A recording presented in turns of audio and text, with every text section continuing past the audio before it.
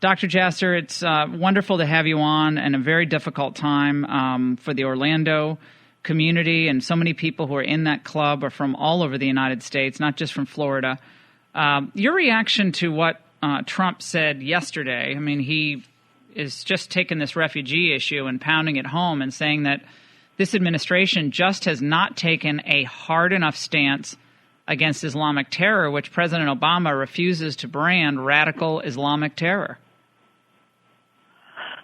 Thank you, Laura, for having me. In this month of Ramadan, we reflect in the month of atonement to try to better ourselves. And I think Mr. Trump was actually kind to the Muslim community. I have to tell you, the imam they had there at the press conference, I was disappointed at the lack of anger, the distance he felt, as if there was very little responsibility. Mr. Trump was right. They should have been engaged. But the problem is when are we going to get to a tipping point? I thought Charlie Hebdo would be a tipping point because the free press was attacked because of their ideas, and it lasted a few weeks and then went away. The reason we have to identify the enemy is because, the reason we should declare war on the enemy, and Muslims need to lead it. Until Americans see American Muslims declaring war against the jihadists and saying we as American Muslims are not only going to stop the means, which is terrorism, but declare war on the Islamism, and that we understand that violent homophobia comes out of nonviolent homophobia. Violent anti-Semitism is a natural byproduct of nonviolent anti-Semitism. Violent misogyny is a byproduct of nonviolent misogyny, on and on. We are not making that declaration, and thus we are bystanders and the government. And one of the reasons, the whole name game as to why calling it what it is important, because that would then shift the focus of the administration and Homeland Security from the end point, which is violence, to the precursors, which is the ideas of the father, for example, supporting the Taliban, the ideas of mosques in Florida that had homophobic screeds, the ideas of the mosque the president went to in February, where we protested, our Muslim reform movement stood outside that mosque and protested that it was a misogynistic mosque and it was homophobic, with sermons from just a year before he was there, screeds against the gay community that he ignored. And now we're still talking about gun violence. And at what point is this going to be a tipping point to say we are at war with a global ideology? Saeed Shafiq Rahman, a physician by profession, who is now, I guess, the imam at the small mosque, the Islamic Center of Fort Pierce, where this terrorist freak attended, said that Mateen was a wild boy, an imposing young man due to his muscular physique, but then said he had changed. He said when he was a kid at the mosque, he used to run here and there and could make a lot of problems, but since he was adult, we don't have any problem with him at the mosque. He just comes quietly, prays, and leaves. He was quiet in the mosque, which was good because of the muscular thing and the rumors here and there that he was very aggressive, but he might have something in his mind, some anger or some psychological thing, he said. The denial, Laura, is just epic proportions here. I mean, it's like asking, the drunk spouse as to why they didn't notice the alcoholism of their partner. I mean, it is the wrong people to be asking. What they're looking for is, did he declare that he was going to do an act of terror, act of violence? That's the only set point that they're in search of, rather than the ideas that they think are Islamic, which are incompatible with American freedom, incompatible with our Constitution. The Sharia laws that are on the textbooks in their mosque declare that homosexuals should be put to death because they're apostate. They're ignoring that, which is the current status of the laws of my faith that need reform. And if you love the Muslim community, we say from a Muslim reform movement perspective that we need tough love.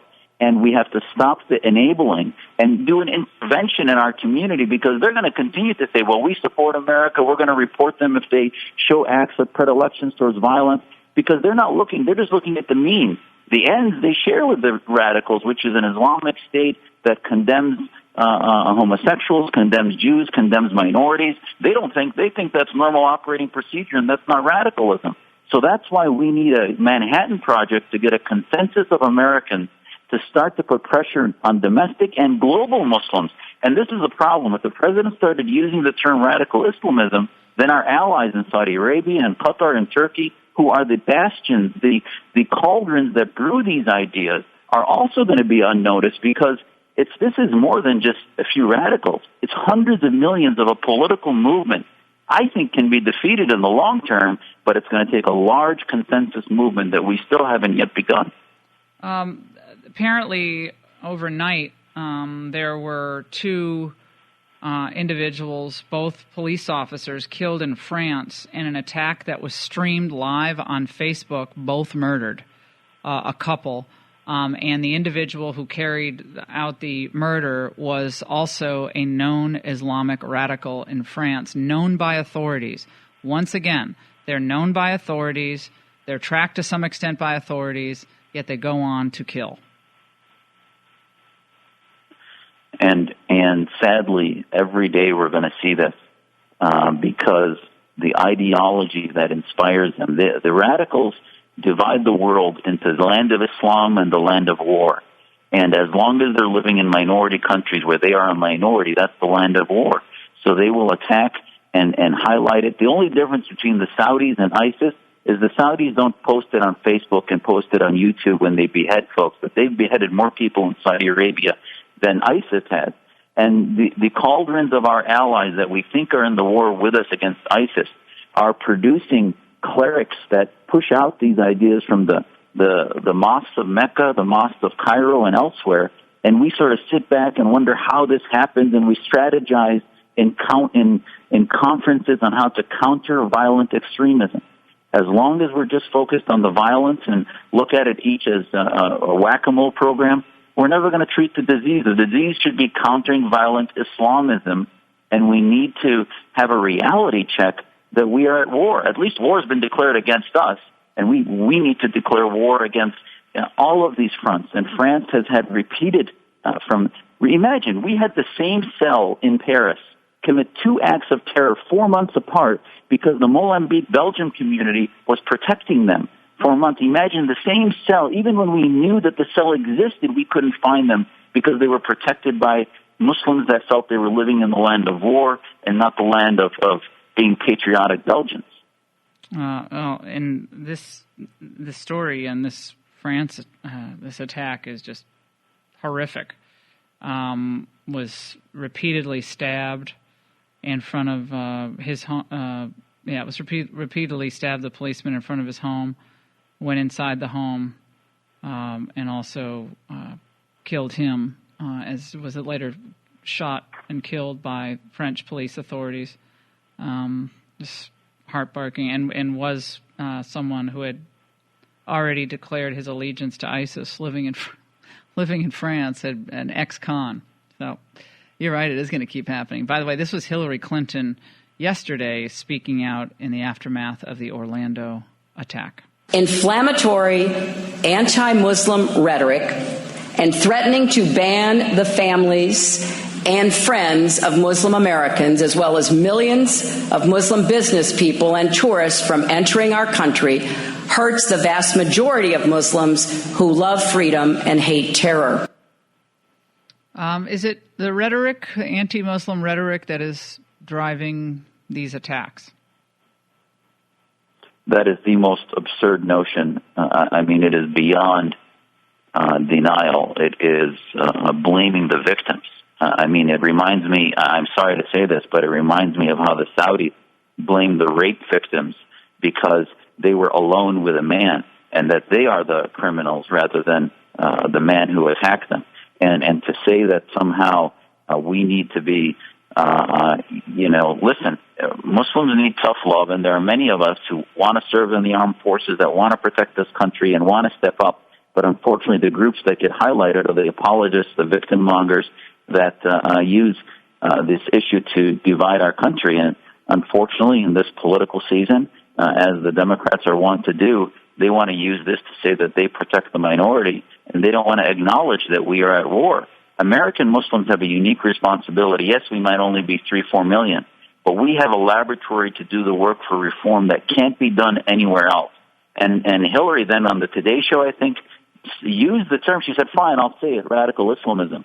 And actually, that was a breakthrough because I don't know if she understands. It's not as simple as just saying it. Once she says that word, then that changes policy because then the FBI can start denying security clearances, gun ability to get guns to people like this individual because he had Islamist tendencies. That then gets on their radar, and that's why it's important. It's not just that she says it, which she dismissed as if it was nothing.